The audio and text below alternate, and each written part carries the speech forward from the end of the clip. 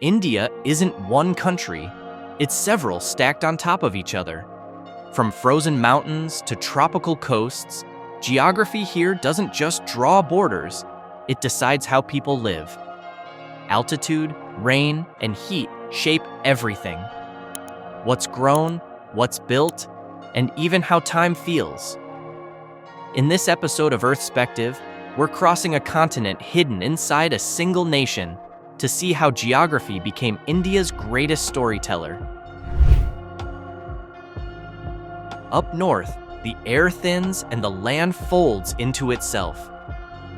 The Himalayas, the youngest, tallest mountains on Earth, are still rising every year, centimeter by centimeter. Up here in Ladakh, Himachal, or Sikkim, people live closer to the sky than to the sea. Winters can lock villages in silence for months, but life continues. Barley and potatoes survive where few other crops dare. Solar panels gleam beside prayer flags. Stone homes sit half buried in the ground to trap what little warmth the sun allows. Isolation here shapes people. Roads are few, so self-reliance is the rule. When avalanches cut off valleys, communities survive on preparation, not panic.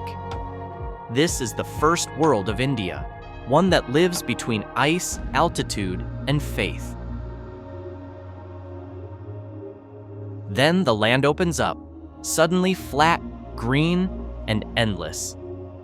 The Ganges and its tributaries spill across northern India, creating one of the most fertile regions on Earth. This is the Indo-Gangetic plain, a vast patchwork of farms, villages, and megacities. From Delhi to Varanasi to Kolkata, life beats to the rhythm of water and heat. Crops here depend on the monsoon's generosity. A few weeks too late, and harvests fail. A few weeks too soon, and floods drown entire districts. But the soil itself is ancient and forgiving, the sediment of millions of years of Himalayan erosion. It feeds 500 million people. It's also a place of faith. Rivers are not just resources, they're living deities. Here, geography and spirituality blur into one. Travel south, and the plains rise again. Slowly, almost imperceptibly, until you're on the Great Deccan Plateau. It's made of ancient basalt, born from lava flows 60 million years ago. The soil is thin, the rain brief, and the summers long. To survive here, people turned stone into strength. Cities like Hyderabad and Pune grew where trade routes crossed, their architecture carved from the very rock they stood on. Reservoirs, stepwells, and tanks, ingenious systems to catch every drop of seasonal rain, turned scarcity into sustainability. The Deccan feels quieter, older, harder. It's the heart of India's endurance, built not on abundance, but on adaptation.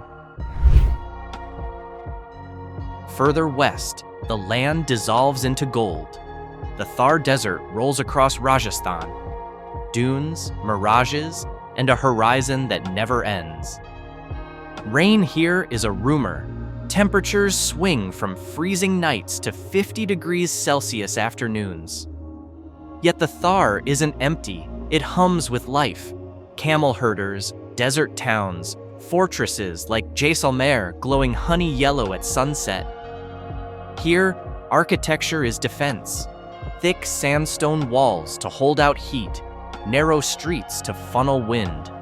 And beneath the desert, a hidden miracle, the Indira Gandhi Canal, bringing Himalayan water hundreds of kilometers to the west, turning dry land green. The Thar proves something simple and profound. Even in scarcity, people find rhythm. The Western Ghats run like a green spine down India's west coast, one of the oldest mountain chains in the world. When the monsoon winds hit these slopes, they release their burden of rain. Kerala and Goa bloom. Jungles, spice farms, rice paddies, waterfalls. On the other side, the leeward shadow begins. Tamil Nadu's dry plains, where the same mountains steal the rain. This narrow divide, just a ridge away, separates two entirely different worlds. One wet, one dry, one green, one brown. The same sky, split by geography. The Western Ghats are also a biological treasure, home to thousands of species found nowhere else. Here, rain shapes not just climate, but culture. India's coasts stretch more than 7,500 kilometers, home to half the country's population. And everywhere, life depends on rhythm, the rhythm of the monsoon, the tide, and the trade wind. Mumbai rises from reclaimed land, a city built on risk and ambition. Kerala's backwaters weave a quiet maze of canals and stilted homes. Odisha and Bengal brace for cyclones, while fishermen time their lives to the moon. The coast is India's connection to the world. It built empires, traded spices, and now anchors the country's ports and megacities. But it's also fragile. Every year, the sea claims a little more land. The future of India's coast will depend on how it balances progress with protection. Tucked behind Bangladesh, the state of Meghalaya lives in permanent mist. Here lies Cherrapunji, one of the rainiest places on the planet, with over 11 meters of rainfall a year. Villages grow their own bridges, literally. Roots of rubber trees are trained for decades to span rivers, becoming living architecture that grows stronger with time. Rain defines everything. Homes are built on stilts, paths are made of stone, and daily life flows between cloud and waterfall. This is another India entirely, humid, green, and almost mythic. The world might call it extreme. Locals just call it home. India isn't one story, it's several unfolding at once. A map of altitude, rainfall, and soil tells you as much about its people as any history book.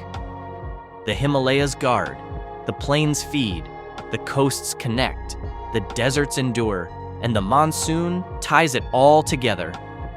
Here, adaptation isn't a modern idea, it's a way of life that's thousands of years old. Geography didn't limit India, it diversified it. It taught 1 billion people how to make home in every possible climate this planet can offer. That's not coincidence. That's resilience. This was Earthspective. If you enjoyed this journey, leave a like. It really helps new viewers find the channel. Subscribe if you want to keep exploring how geography, climate, and people shape our world. Thanks for watching, and see you in the next story.